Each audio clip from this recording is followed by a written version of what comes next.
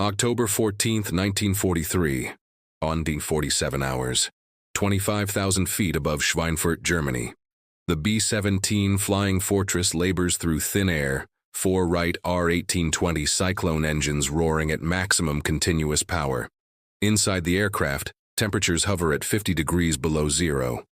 The oxygen is so thin that every crew member wears a mask connected to onboard supply systems.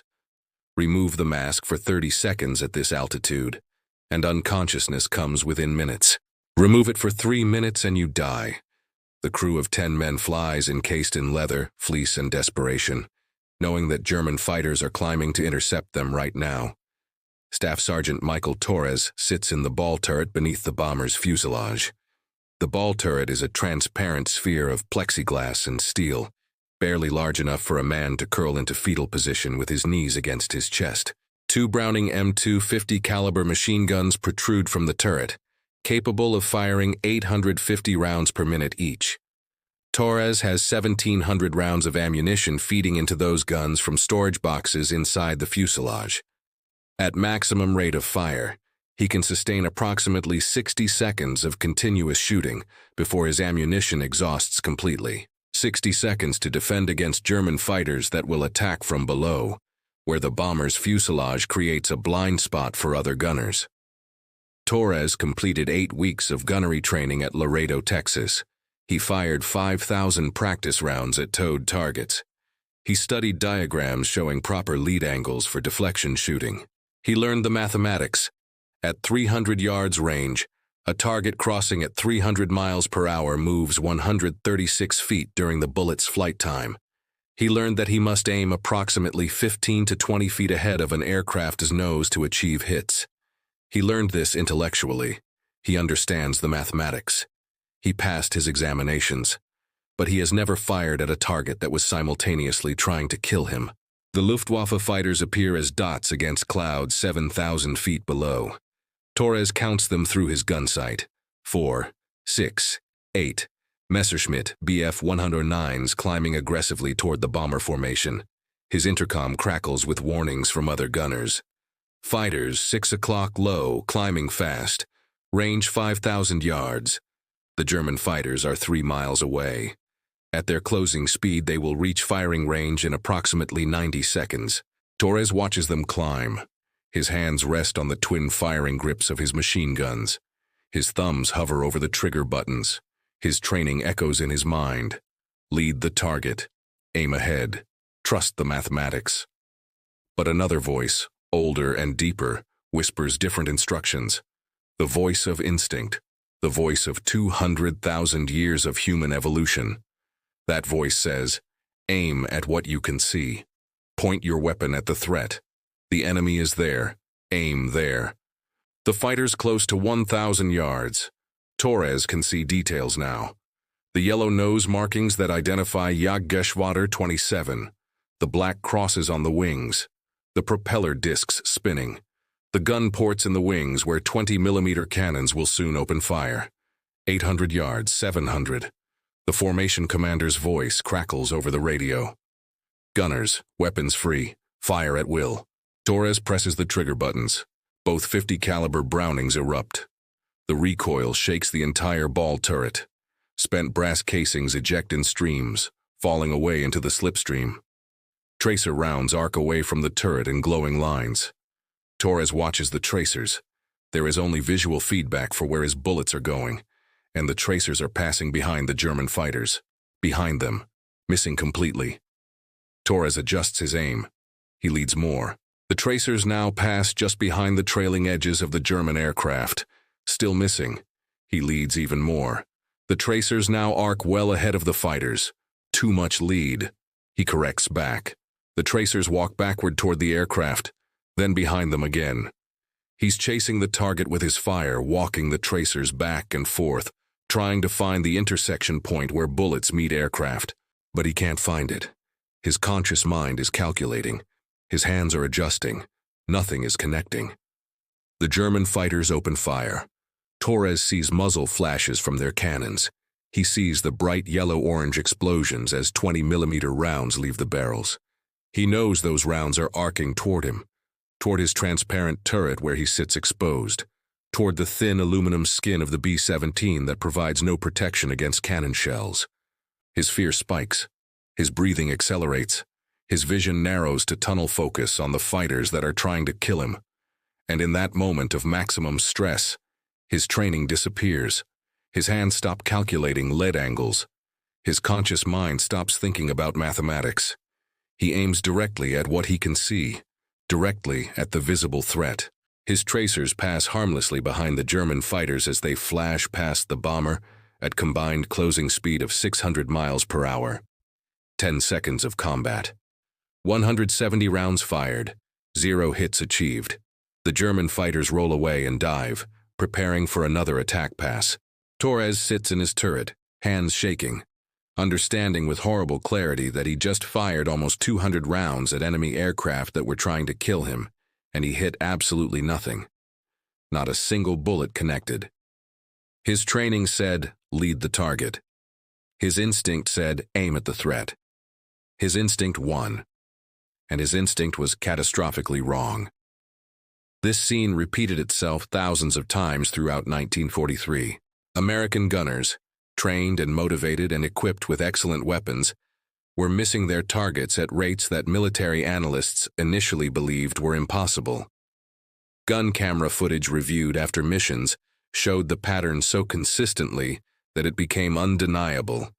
American aerial gunners were achieving hit rates below 4% against crossing targets.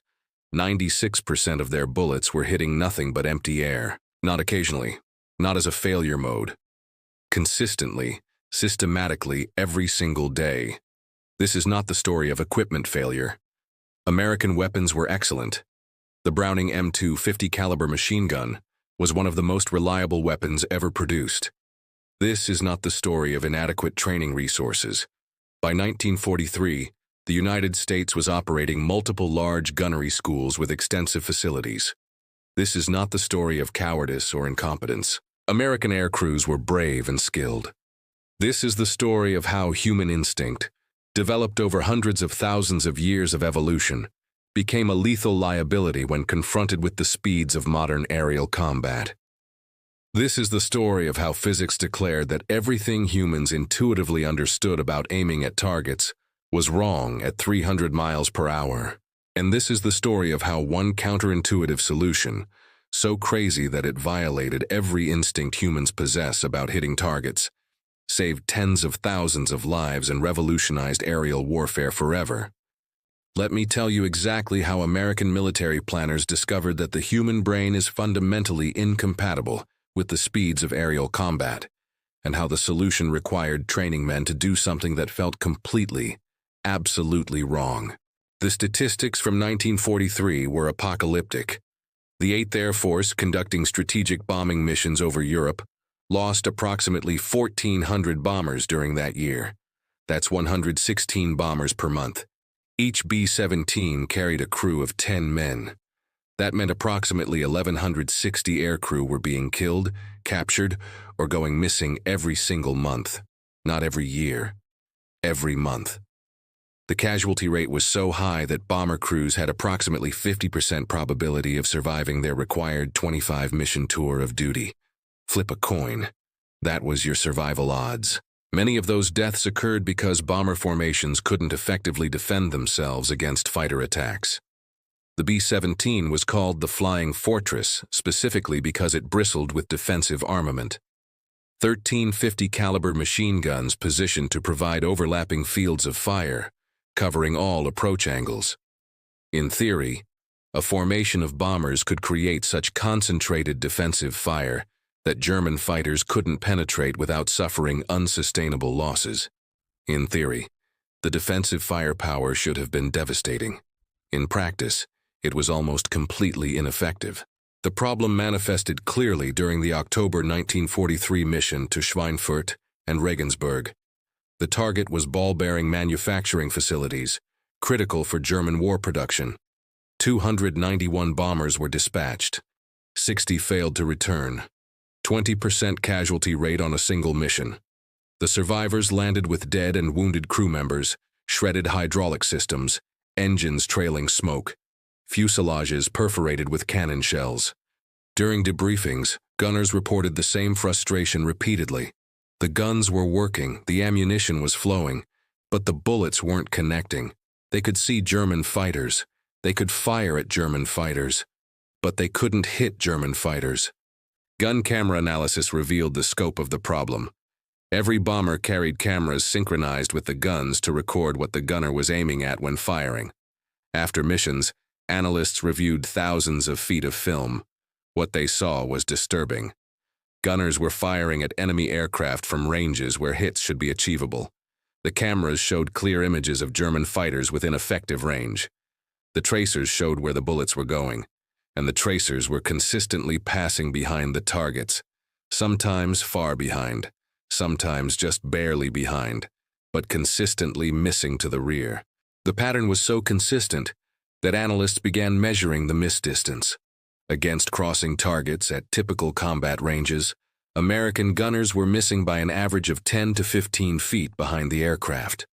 At 300 yards range against a target crossing at 300 miles per hour, the bullets needed to be placed approximately 15 to 20 feet ahead of where the aircraft appeared to be.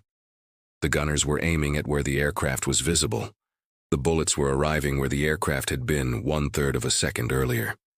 Empty air. The miss distance was almost exactly equal to how far the target moved during bullet flight time. This wasn't random error. Random error would show misses distributed in all directions. This was systematic error. The misses were overwhelmingly behind the target's flight path. This meant the gunners were consistently making the same mistake. They were aiming at what they could see instead of where the target would be. They were following their instinct instead of the mathematics they'd been taught, and their instinct was killing them. Let me explain exactly why human instinct fails so catastrophically at these speeds, and why the solution required rewriting neurological programming that had kept humans alive for hundreds of thousands of years. Human brains evolved to throw spears at game animals moving at perhaps 20 miles per hour maximum. A running deer moves at about 30 miles per hour. A human throwing a spear at that deer has to lead the target, has to throw it where the deer will be rather than where the deer currently is. But the lead angle is small, perhaps 2 to 3 feet at typical hunting ranges. The human brain can calculate this intuitively. We evolved specific neural circuits for predicting trajectories and intercepting moving targets. These circuits work automatically, without conscious thought.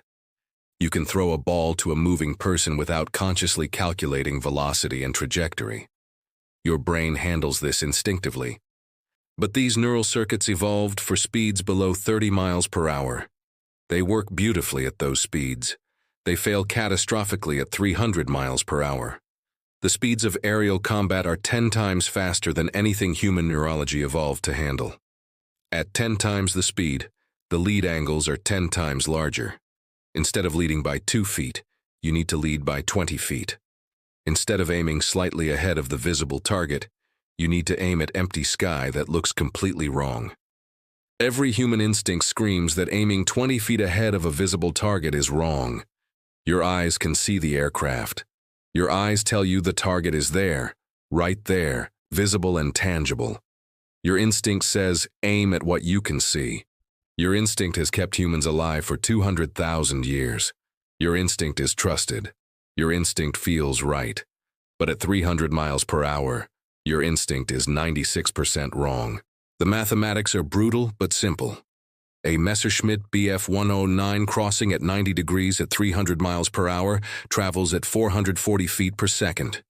At 300 yards range, 900 feet, a .50 caliber bullet traveling at 2,900 feet per second requires approximately 0.31 seconds to reach the target. During those 0.31 seconds, the German fighter travels 136 feet. The gunner must aim at a point 136 feet ahead of where the aircraft currently appears. That's 11 car lengths. That's nearly half a football field.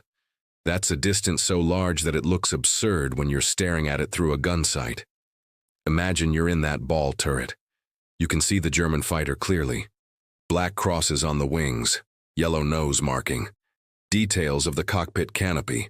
The aircraft is right there, 300 yards away, visible and threatening.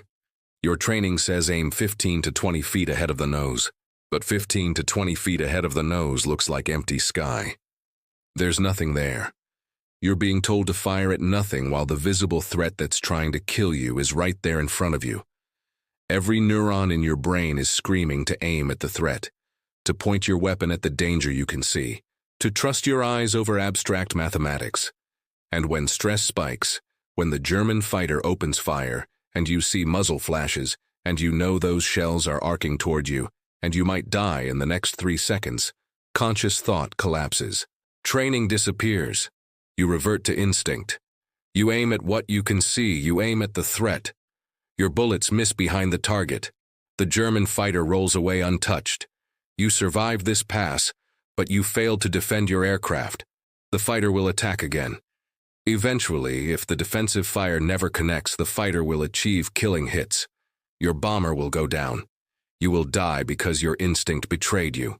This happened thousands of times throughout 1943. Gun camera footage shows the pattern repeating. Initial bursts with some forward lead, showing the gunner was consciously trying to apply his training. Then progressive bursts walking backward as stress increased, showing the gunner reverting to instinct and reducing his lead angle. Then final bursts aimed directly at or behind the visible aircraft, showing complete reversion to instinctive aiming. The gunner was self-correcting in exactly the wrong direction. He was watching his tracers pass ahead of the target and concluding that he was leading too much. He was reducing his lead angle, moving his aim point backward, toward the visible target, toward what felt right, away from what was correct.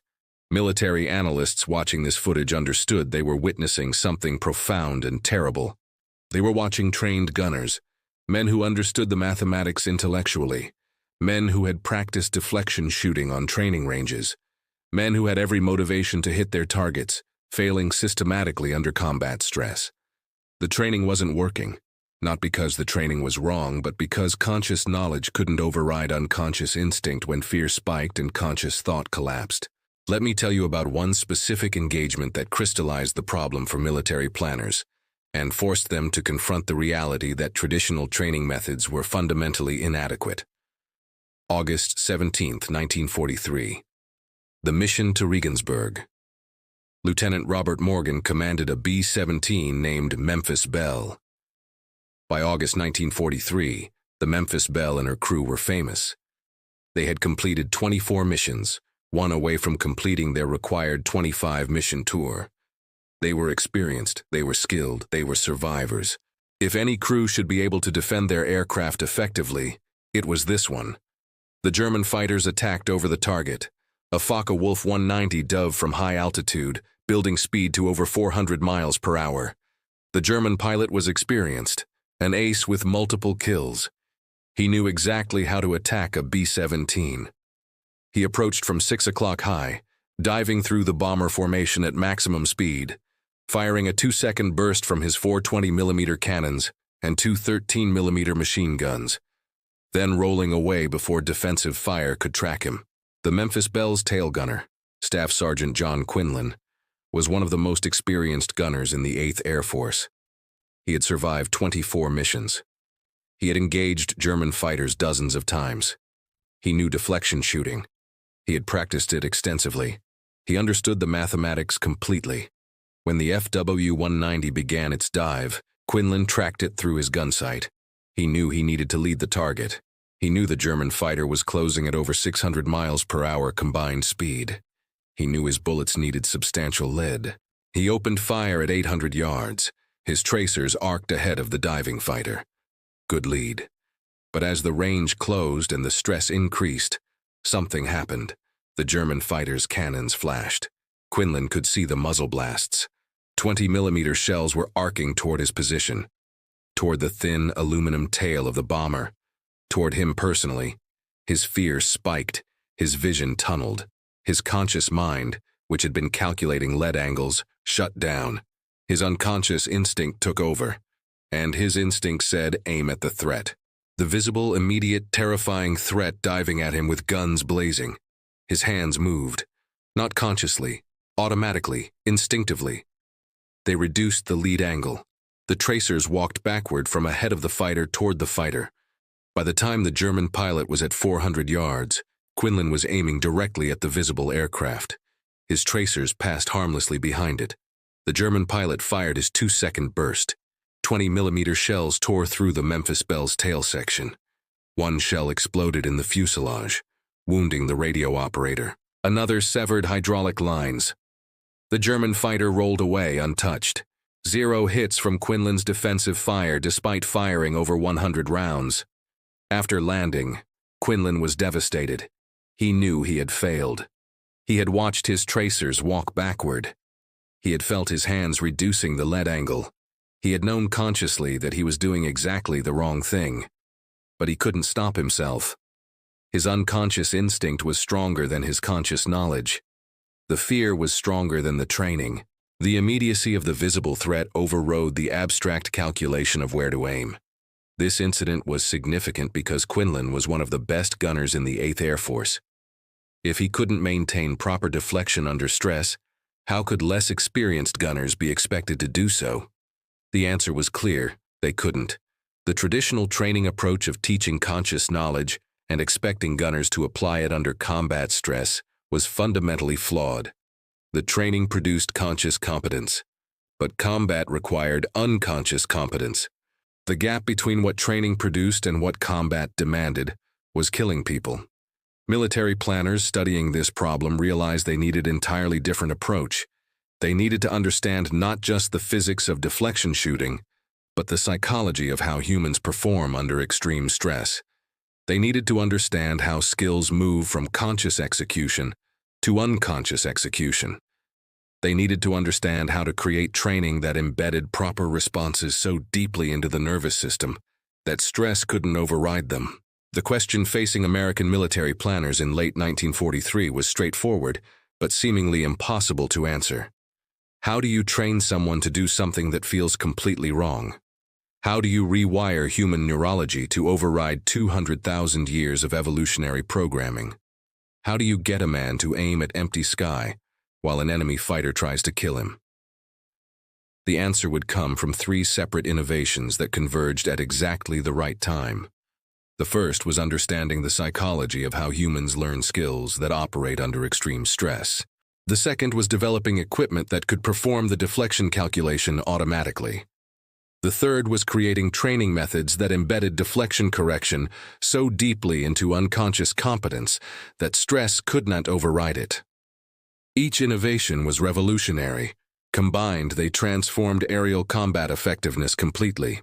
Let me tell you exactly how American trainers discovered that the only way to teach deflection shooting was to bypass conscious thought entirely and embed the skill at the neurological level where walking and breathing operate.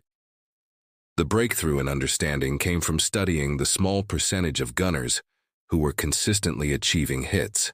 By 1943, there were gunners who had survived 30, 40, 50 combat missions. Statistically, this was nearly impossible.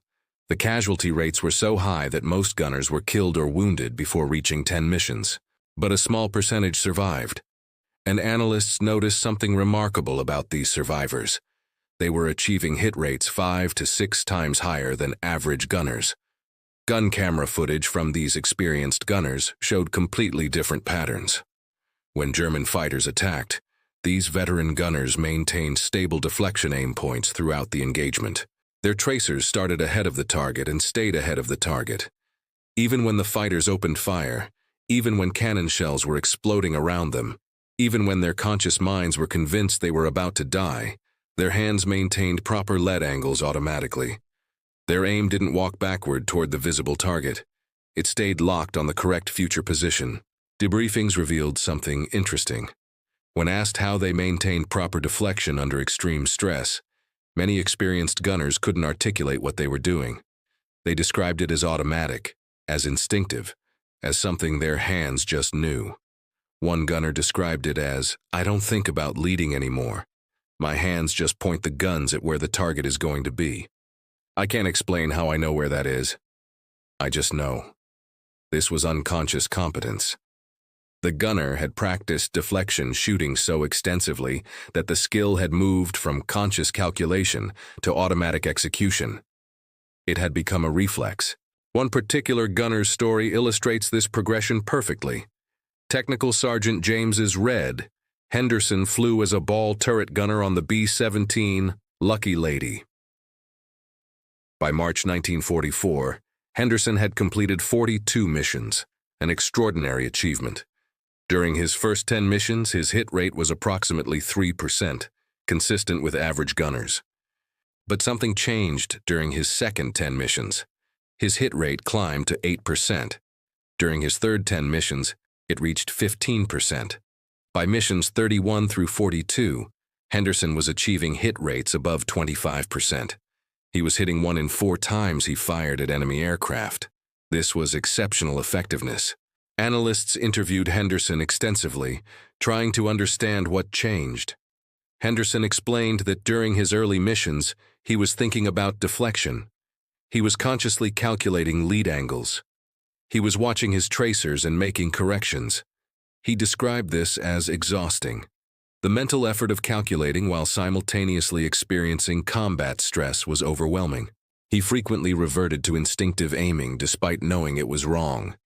But somewhere around Mission 15, something shifted. Henderson described it as the lead angles starting to feel natural. He stopped consciously calculating. His hands started moving to the correct position automatically. By Mission 25, he described deflection shooting as completely automatic. He would see a German fighter. His turret would track it. His hands would position the guns and he would fire. The correct lead angle happened without conscious thought. It was as natural as reaching for a doorknob. His conscious mind could be terrified, could be certain he was about to die, but his hands maintained proper deflection anyway. This transformation from conscious competence to unconscious competence was exactly what training needed to create. But Henderson had achieved it through 40-plus combat missions, through hundreds of engagements with enemy fighters, through countless repetitions under maximum stress. Most gunners died long before reaching 40 missions. The challenge was creating unconscious competence during training, before combat. So gunners arrived at their units already equipped with the automatic responses that would keep them alive. Psychologists studying skill acquisition recognized this pattern. They called it the progression from conscious incompetence through conscious competence to unconscious competence. Conscious incompetence is when you don't know how to do something and you know you don't know. Conscious competence is when you can perform the skill but only by concentrating on each step. Unconscious competence is when the skill happens automatically without conscious thought. Most complex skills require moving through all 3 stages to achieve mastery. But here's the critical insight. Under extreme stress, conscious competence collapses. When fear spikes and cognitive load maxes out, you can't maintain conscious control of skills that require calculation. You revert to whatever is embedded at the unconscious level. For most gunners, what was embedded at the unconscious level was instinctive aiming. Aim at the visible target. That's what 200,000 years of evolution had programmed. That's what their neurology defaulted to under stress. And that's why they missed. The veteran gunners who maintained proper deflection under stress had somehow moved deflection correction from conscious competence to unconscious competence.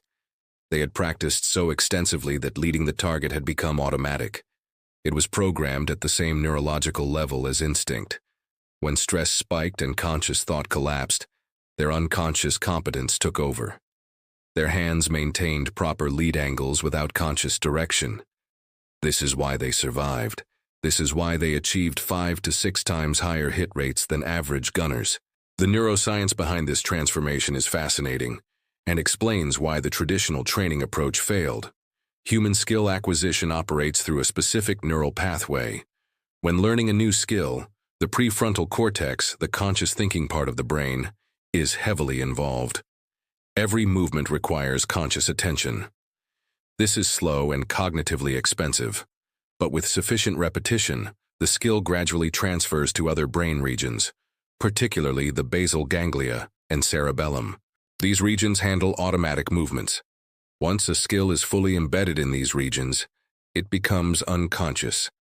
It happens without conscious thought. It can operate even when the prefrontal cortex is overwhelmed by stress. The transfer from conscious to unconscious requires specific conditions. First, massive repetition. Thousands of repetitions are typically required. Second, realistic context. The practice must occur in conditions similar to performance conditions. Practicing in calm environments doesn't transfer well to stressful environments. Third, immediate feedback. The learner must know immediately whether each attempt succeeded or failed. Without immediate feedback, the neural pathway doesn't reinforce properly. Traditional gunnery training in early 1943 failed on all three counts. Gunners received approximately 1,000 practice rounds. Not enough for unconscious competence. They practiced in calm training environments, not realistic context. They often didn't receive immediate feedback because they were shooting at towed targets where hits were difficult to observe. The training produced conscious competence, but it didn't produce the unconscious competence that combat demanded. The question was, how do you create unconscious competence deliberately? How do you take a skill that requires conscious calculation and embed it so deeply into the nervous system that it becomes automatic? The answer came from an unexpected source. The British Royal Air Force had already figured this out through an experiment with skeet shooting. RAF Squadron 609, flying Spitfires during the Battle of Britain in 1940-1941, had experienced the same deflection shooting problems that American gunners would face later. British pilots were missing German bombers because they couldn't maintain proper lead angles under combat stress. Squadron Commander Harry Burton had an unconventional idea. Teach his pilots to shoot skeet. Skeet shooting is a sport where clay targets are launched at high speed, and shooters attempt to hit them with shotguns. The fundamental principle of skeet shooting is deflection. You must lead the clay target. You must aim ahead of where you can see it.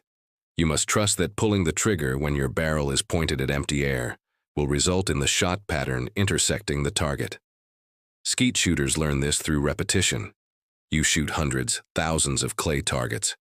Initially, you miss. You aim at the visible target and your shot passes behind it. You adjust. You lead more. You aim at empty air ahead of the target. You miss ahead. You adjust back. Through hundreds of repetitions with immediate feedback, your neurology learns the correct lead angle.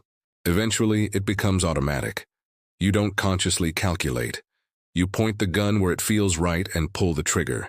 Your unconscious competence handles the deflection. Burton had his pilots spend weeks at skeet shooting ranges. They fired thousands of rounds at clay targets. Initially, they struggled, but gradually, they developed the unconscious feel for leading moving targets. When they returned to combat, their effectiveness improved dramatically. Hit rates roughly doubled. The training worked not because skeet shooting taught better aim, but because it embedded deflection correction at the unconscious level, where it couldn't be overridden by stress. What made the skeet shooting approach effective was that it satisfied all three requirements for unconscious competence development. First, massive repetition. Pilots shot thousands of clay targets, providing the repetition volume needed. Second, realistic stress. While not life-threatening, skeet shooting created appropriate performance pressure. The targets moved fast. You had split-second timing windows. You received immediate feedback when you missed. This created engagement and stress sufficient to drive learning. Third, immediate feedback was perfect. You pulled the trigger and immediately saw whether you hit or missed. The clay target either shattered or didn't. No ambiguity. This immediate feedback loop accelerated the neural pathway development. American trainers learned about the British experiment and began implementing similar approaches. But skeet shooting alone wasn't sufficient. Combat aircraft moved 10 times faster than clay targets. The lead angles were much larger. Skeet shooting embedded the principle of leading, which was valuable, but it didn't create the specific muscle memory needed for the actual lead distances required in combat. The solution came from the Flexible Gunnery School at Laredo, Texas, and the Naval Air Gunner School at Jacksonville, Florida. Both schools developed similar training innovations independently. They created scenarios that replicated combat stress and combat speeds while providing immediate feedback. The key innovation was using motorized turrets, firing at targets towed by high-speed boats. The boats traveled at 50 to 60 miles per hour. The targets were towed at varying distances and crossing angles. Gunner trainees engaged these targets repeatedly, 50 to 70 passes per training day, firing thousands of practice rounds. This training system worked for specific reasons. First, it replicated the speed differential. The targets were moving fast enough that conscious calculation was difficult. The trainee had to develop automatic responses. Second, it provided immediate feedback. After each burst, the trainee could see where his tracers went relative to where the target was.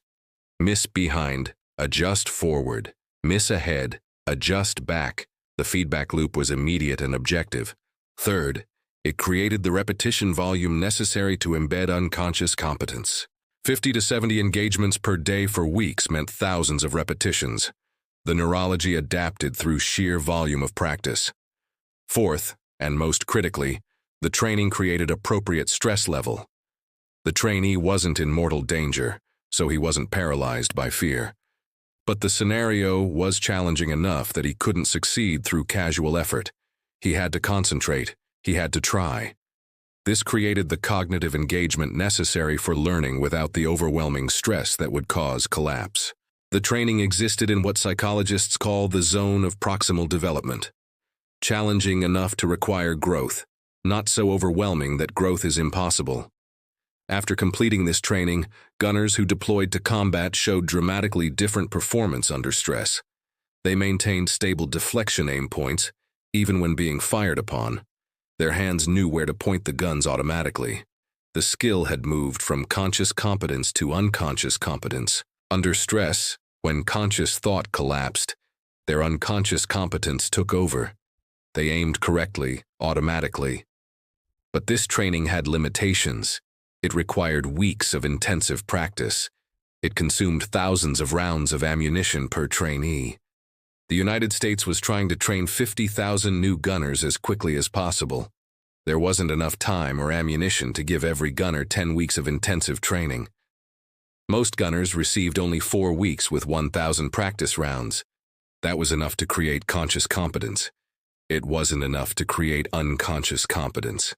These gunners understood deflection shooting intellectually, but under combat stress, they reverted to instinct. Let me tell you about the specific numbers that illustrate this training disparity and its deadly consequences. In 1943, the average gunnery training program lasted 4 weeks. Trainees fired approximately 1,000 practice rounds total. Of those 1,000 rounds, perhaps 200 were fired at moving targets. The rest were fired at stationary targets for basic marksmanship training. 200 rounds at moving targets translated to approximately 40 to 50 engagements, assuming 4 to 5 rounds per engagement, 40 to 50 repetitions. Compare this to what the research showed was necessary for unconscious competence. Skilled performance studies across multiple domains consistently show that unconscious competence requires approximately 3,000 to 5,000 meaningful repetitions. Malcolm Gladwell popularized the 10,000-hour rule, but hours are less relevant than repetitions. For deflection shooting, achieving unconscious competence required approximately 3,000 to 5,000 engagements with moving targets under realistic conditions. The gap between what training provided and what was needed was massive. Training provided 50 repetitions. Unconscious competence required 3,000 repetitions. The shortfall was 60 times. This 60 times shortfall explains why most gunners failed under combat stress. They simply hadn't received sufficient repetition volume to embed the skill at unconscious level. Their conscious competence was real. Given time and calm conditions, they could perform deflection shooting correctly. But combat provided neither time nor calm. Combat provided fear, confusion, sensory overload, and split-second decision windows. Under those conditions, conscious competence was insufficient. Unconscious competence was required, and most gunners didn't have it. The consequences were measured in blood. During 1943, bomber formations with average trained gunners experienced approximately 12% loss rates per mission. That means 12 out of every 100 bombers dispatched didn't return. Over 25 missions, the cumulative probability of survival was approximately 3%. 97% casualty rate over a full tour. This was unsustainable. The bombing campaign was literally killing itself through attrition faster than replacements could be trained. But bomber formations that included even a small number of veteran gunners with unconscious competence showed dramatically different statistics. Formations with 3 or more veteran gunners experienced approximately 6% loss rates per mission, half the casualty rate of formations with only novice gunners. Over 25 missions, survival probability increased to approximately 20%. Still terrible odds, but 7 times better than formations with only novice crews. The distribution of experienced gunners through the force mattered enormously for survival rates. This created a bizarre strategic situation. The most valuable asset in a bomber formation wasn't the newest equipment or the best aircraft. It was experienced gunners with unconscious competence. But experience could only be gained through surviving combat missions. And surviving long enough to develop unconscious competence required luck as much as skill. Most gunners died before achieving unconscious competence. The ones who survived became extraordinarily valuable. Irreplaceable, really. This is where the second innovation became critical. Equipment that could perform the deflection calculation automatically, removing the requirement for unconscious competence entirely. Let me tell you exactly how a mechanical computer designed in 1924 but finally deployed in 1944 transformed aerial combat by doing what human brains couldn't do fast enough. The Mark 14 computing gunsight was revolutionary, not because it was new technology. The fundamental principles had existed for decades. It was revolutionary because it was finally being produced in sufficient quantity to equip combat aircraft at scale. The Mark 14 was a mechanical computer housed inside the gunsight assembly. It used gyroscopes, spinning spheres that maintained precise orientation through pure physics. These weren't electronic devices. This was mechanical engineering using principles that Isaac Newton would recognize. Here's how it worked. The gunner tracked a target normally, moving his turret to keep the reticle centered on the enemy aircraft. But now, the gunsight's gyroscopes measured how fast the turret was rotating. If the turret was rotating left, that meant the target was moving left relative to the gunner. The faster the rotation, the faster the target's angular motion. This angular motion rate was the critical information needed to calculate deflection. Inside the Mark 14, mechanical cams converted the rotation rate into deflection angles. A cam is a precisely shaped piece of metal that translates input motion into output motion through its profile. The shape of the cam mathematically encoded the relationship between target angular motion and required lead angle. As the gunner tracked the target, the cams continuously calculated the correct lead angle based on how fast he was moving the turret to keep the target centered. The brilliant part was this. The reticle in the gunsight automatically offset itself to the correct lead angle. The gunner saw a circle in his sight. He put that circle on the visible target and kept it there by tracking with his turret. But the circle wasn't actually where the guns were aimed. The mechanical computer was automatically offsetting the guns ahead of the circle by the correct deflection amount. The gunner aimed at what he could see. The computer aimed the guns at where the target would be. The gunner's instinct to aim at the visible target was satisfied. The physics requirement to aim ahead was satisfied. Both were satisfied simultaneously through mechanical calculation happening automatically. The development history of the Mark 14 reveals why this solution took so long to implement despite being theoretically possible decades earlier. The principles of gyroscopic computing were well understood by the 1920s. Naval gunnery had used mechanical computers for calculating firing solutions since World War I. But adapting these principles to aircraft presented unique challenges. Aircraft moved in 3 dimensions. Vibration was constant.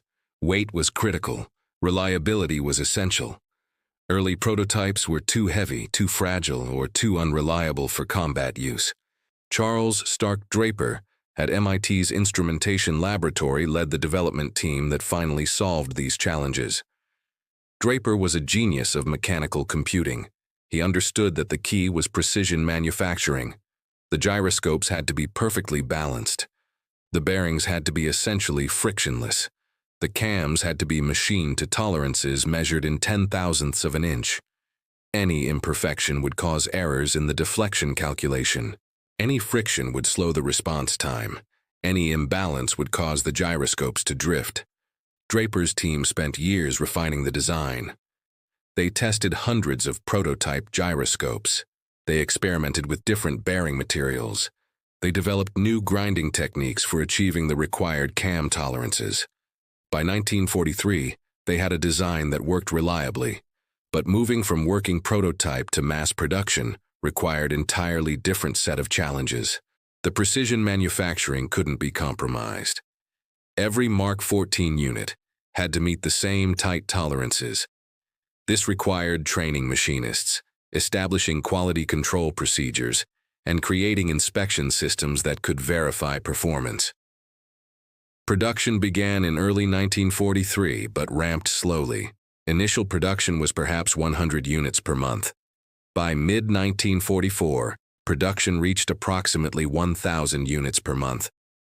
That sounds impressive until you realize the United States was fielding thousands of bombers, each requiring multiple gun sights.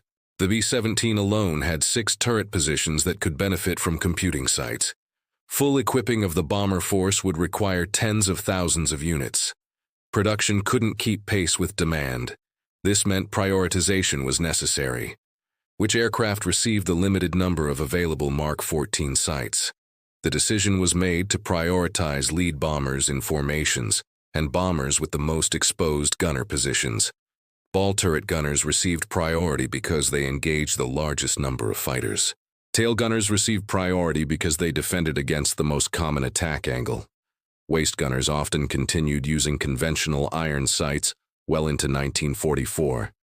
Navy testing in 1943-1944 showed the results. Gun camera footage before the Mark 14 showed hit rates around 5%. With the computing sight installed, hit rates jumped to 15 to 25%, 3 to 5 times improvement in effectiveness. This wasn't due to better training or more experienced gunners. The same gunners using the same guns with the computing sight achieved 3 times better results than without it. The psychological impact was significant. Gunners who received the Mark 14 reported feeling more confident. They trusted the sight to handle the deflection calculation. This confidence reduced stress. Lower stress meant better overall performance. The benefit wasn't just the mechanical calculation. It was the psychological relief of not having to fight their instinct.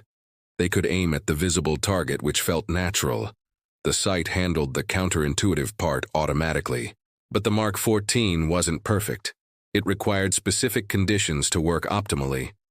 The gunner had to track the target smoothly. Jerky tracking produced errors in the gyroscopic rate measurement. The system assumed constant target velocity. If the enemy aircraft was maneuvering aggressively, the deflection calculation would be wrong. The mechanical computer was calculating where the target would be if it continued at current velocity. If the target was accelerating or turning, the actual future position was different from the calculated position. Experienced German fighter pilots learned this. They began using violent maneuvers during the final approach to their firing position. This created constantly changing angular rates that confused the Mark 14's calculations. Gunners using computing sights found their hit rates dropped against maneuvering targets, compared to constant velocity targets. This forced a return to fundamentals. Even with the Mark 14, gunners who had developed unconscious competence through experience performed better than novice gunners relying solely on the sight. The ideal situation was gunner with both unconscious competence and Mark 14 computing sight. The unconscious competence allowed the gunner to maintain effective fire even when the target maneuvered unpredictably. The computing sight enhanced accuracy during portions of the engagement when the target flew straight. Combined, they produced the highest possible effectiveness, but achieving this ideal required both extensive training and availability of equipment. Most gunners had neither. They had minimal training and often no computing sight. This explains why loss rates remained high throughout 1943 and early 1944. By late 1944, the combination of improved training and increased Mark 14 availability transformed the situation. Bomber formations that included aircraft equipped with computing sights and gunners trained to unconscious competence achieved dramatically lower loss rates to fighter attack. The Germans noticed. Luftwaffe pilots began avoiding formations that showed effective defensive fire. They targeted formations that showed hesitant or inaccurate fire. The stratification was clear. Formations with proper training and equipment survived.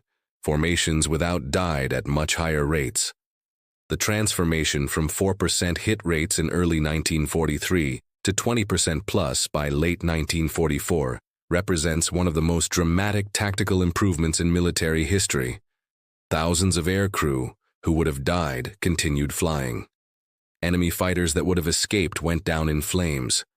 Bombing campaigns that might have collapsed under unsustainable casualties instead reached their strategic objectives. All because someone finally acknowledged that human instinct, however strong, was catastrophically wrong at 300 miles per hour, and the solution required either retraining that instinct at the neurological level or building machines that could override it. Let me tell you exactly how this principle extends far beyond World War II aviation, and why every modern combat system from missiles to close-in weapon systems to fighter aircraft relies on the same insight that saved those bomber gunners.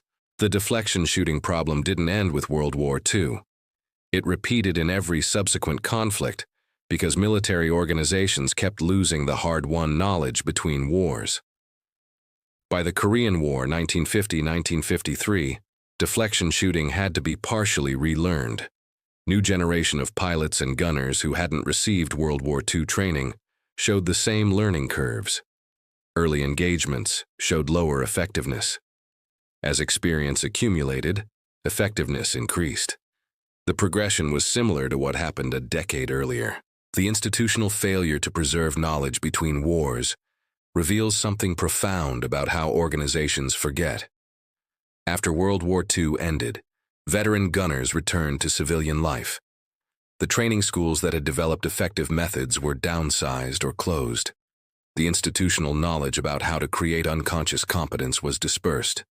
When the Korean War began 5 years later, the military had to rebuild gunnery training from partial records and distant memories. The specific techniques that worked, the training scenarios that created unconscious competence, the equipment settings that optimized performance, much of this knowledge was gone. Why does this happen? Several factors contribute. First, tacit knowledge is difficult to document. The experienced gunners who had unconscious competence couldn't fully articulate what they knew. They could demonstrate it.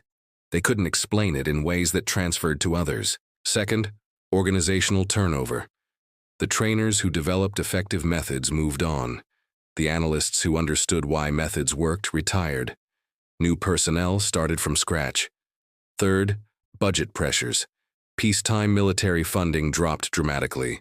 Training programs were cut. Equipment was mothballed. The infrastructure that supported knowledge preservation disappeared. By Vietnam, the cycle repeated again.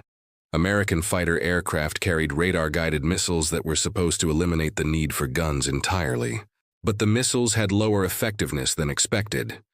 Combat revealed that experienced pilots achieved dramatically higher kill rates than novice pilots. The Navy eventually established the Fighter Weapons School, Top Gun, in 1969, which reincorporated many principles that had been effective in World War II. The results were dramatic. American pilot kill ratios improved substantially. The same lesson kept being relearned. Training that creates automatic unconscious competence through realistic high-stress scenarios produces dramatically better results than training that focuses on conscious knowledge. Modern air-to-air combat has evolved to the point where guns are tertiary weapons. Missiles handle interception at ranges where the target is often invisible, sometimes 40+ miles away. But the fundamental physics hasn't changed. Missiles still have to aim where the target will be, not where it is. The AEM-120 AMRAAM missile uses inertial guidance and active radar to continuously update its trajectory toward predicted target positions. It's executing deflection calculations thousands of times per second. Same problem World War II gunners faced. Same solution. Calculate where the target will be and put the projectile there. Just implemented with computers processing at electronic speeds instead of humans estimating angles. The F-22 Raptor's AN APG-77 radar doesn't just track targets. It predicts future positions based on current velocity and acceleration. It positions the aircraft and selects weapons accordingly. The pilot doesn't manually calculate deflection. The system handles it automatically. This is the Mark 14 Gunsight principle, implemented with digital technology 60 years more advanced. Modern naval close-in weapon systems like the Phalanx CIWS protecting aircraft carriers are essentially automated implementations of what World War II gunners struggled to do manually. The Phalanx fires 4,500 rounds per minute, 75 rounds per second, at incoming missiles and aircraft. Its radar continuously calculates deflection and updates aim point. It makes the same corrections that bomber gunners needed in 1943, just faster and without human hesitation. The deepest insight from the deflection shooting problem extends beyond military applications entirely. It reveals something fundamental about how human decision-making breaks down under pressure when facing novel situations, where instinct and correct action point in opposite directions. The phenomenon that kept gunners reverting to aiming at visible targets instead of leading is called threat fixation. Under extreme stress, the human brain defaults to the most cognitively available solution rather than the correct one. What feels right takes precedence over what is right. This pattern appears throughout high-stress domains beyond combat. Emergency room physicians under time pressure often anchor on initial diagnosis rather than reconsidering as new information emerges. The first diagnosis feels right because it was consciously derived. Subsequent diagnoses require cognitive effort to reconsider. Under stress, reconsidering feels wrong even when objectively it would produce better outcomes.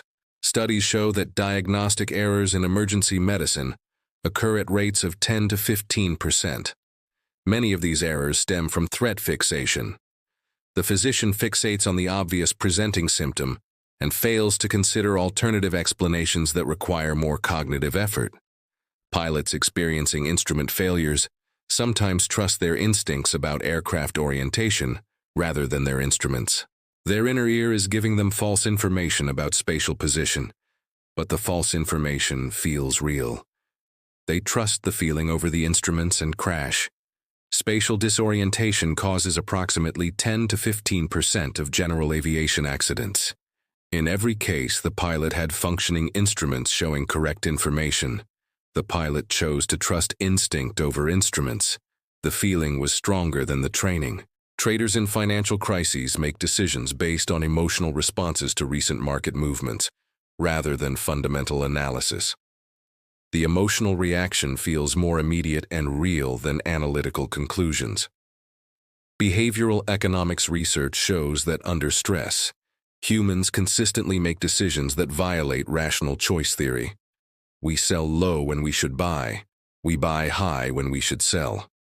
We chase trends when we should revert to mean. The emotional response overrides analytical thinking under pressure. The deflection shooting solution applies to all these domains. You can't overcome the mismatch between instinct and correct action through conscious effort alone. Conscious effort collapses under sufficient stress. You have three options. First, train until the correct action becomes unconscious competence that operates automatically even under stress. Second, build systems that automate the correct action, removing human decision-making from the loop. Third, structure the environment to reduce stress below the threshold where conscious competence collapses. Most effective solutions use all three approaches simultaneously. Medical training is implementing this. Rather than just teaching physicians to reconsider anchored diagnoses, create training scenarios where time pressure forces them to develop instinctive pattern recognition that catches overlooked information. Simulation-based medical training uses this approach. Residents practice emergency scenarios repeatedly until proper responses become automatic. Modern hospitals implement forcing functions, checklists that must be completed before proceeding, electronic systems that flag potential drug interactions automatically, physical separation between similarly named medications. These environmental structures reduce reliance on human memory and judgment under stress. Aviation has perfected this approach. Pilot training includes extensive simulator time in high-stress scenarios until correct responses to emergencies become automatic. Modern aircraft automate many critical functions. Terrain-following radar prevents controlled flight into terrain. Stall warning systems activate automatically. Autopilot systems can execute emergency procedures faster and more reliably than human pilots. And aviation culture emphasizes reducing stress through proper crew resource management, clear communication protocols, explicit authority gradients, structured decision processes, all designed to allow conscious competence to function longer before collapse. The deflection shooting problem was solved not by making humans smarter or faster, but by building institutions, equipment, and training systems that worked with human psychology rather than against it. This is the fundamental lesson.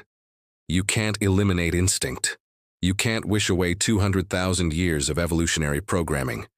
You can only work around it through training that creates new instincts, automation that removes human decision-making, or environmental design that reduces stress. The transformation of American aerial gunnery from 4% hit rates to 20% plus represents approximately 200 aircrew lives saved every month by late 1944. 200 people per month who came home instead of dying. 200 families per month that remained intact. Over the 18 months from mid-1943, when the problem was recognized, to war's end in 1945, approximately 3,600 additional aircrew survived specifically because deflection shooting training and equipment improved. 3,600 lives. Each life was a person with family, with future, with potential. 3,600 people who existed after the war specifically because someone figured out how to train humans to aim at empty sky. This is the ultimate measure of the deflection shooting revolution. Not the technical achievement, not the clever mechanical engineering of the Mark 14, not the innovative training methods, but the lives saved, the families kept together, the futures that existed because the solution worked. The gunners who learned to aim at empty sky, who forced themselves to fire at nothing visible and trust that their bullets would meet metal, proved something essential about human adaptability. We're not prisoners of our instincts. With proper understanding, sufficient training, and enough desperation, we can reprogram our responses to match reality, rather than demanding reality match our intuitions. The problem was physics moving faster than evolution. The solution required understanding that problem so completely that you could reprogram human behavior to work with it instead of against it. That lesson, born in blood over Europe and the Pacific, taught through the deaths of thousands who didn't receive adequate training, remains relevant wherever humans confront situations where instinct and solution point in opposite directions. In medicine, where defensive reasoning can override evidence-based protocols. In aviation, where spatial disorientation can override instrument readings. In business, where emotional responses can override data-driven analysis. In personal relationships, where emotional reactions can override logical assessment. The deflection shooting problem wasn't unique to aerial gunnery. It was unique in being so clearly defined, so objectively measurable, and so absolutely consequential that it demanded solution. This is the complete story of how one counterintuitive technique, aiming at empty sky where nothing visible exists, revolutionized aerial gunnery, saved thousands of lives, and created principles that remain foundational to combat systems 80 years later. This is why understanding how human instinct can betray us at high speeds matters. This is why training that creates unconscious competence matters. This is why automation that removes human decision-making from time-critical processes matters. This is why all of these lessons remain relevant today, in domains far removed from aerial combat. Remember the gunners who learned to aim at nothing. Remember the engineers who built machines to help them. Remember the trainers who developed methods to embed unconscious competence. Remember the commanders who committed resources to solving the problem. They saved thousands of lives through understanding one fundamental truth. Sometimes the right answer feels completely wrong, and victory requires doing it anyway.